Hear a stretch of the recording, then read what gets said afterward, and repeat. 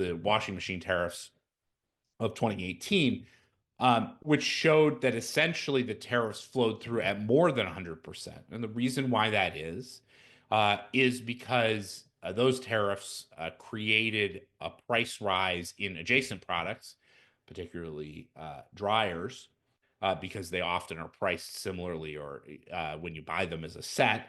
And so effectively, what we saw was actually the tariff rate, the effective tariff flow through is something that the effective tariff flow through was higher than the actual tariff rate.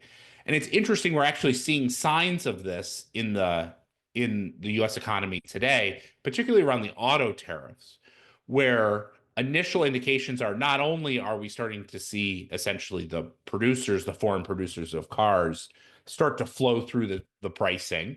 It's probably going to take a little bit because it takes a little while for menu prices to work that way. So we're seeing those flow through. But what we're also seeing is we're seeing prices of used cars for those producers rising rapidly at auction.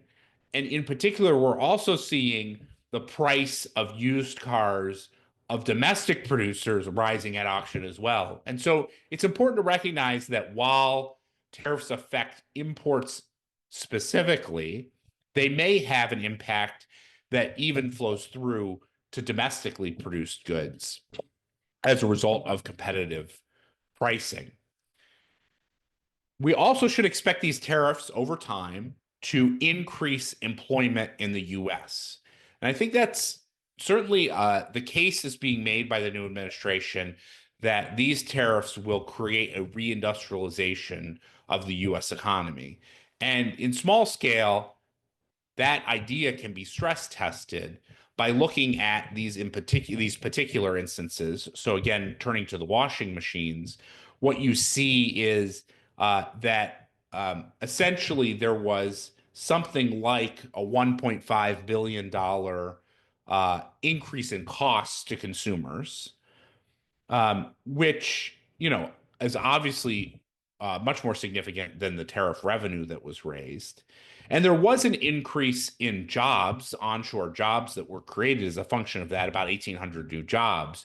But effectively, they cost $1 million a piece. And to be clear, those job holders did not earn $1 million.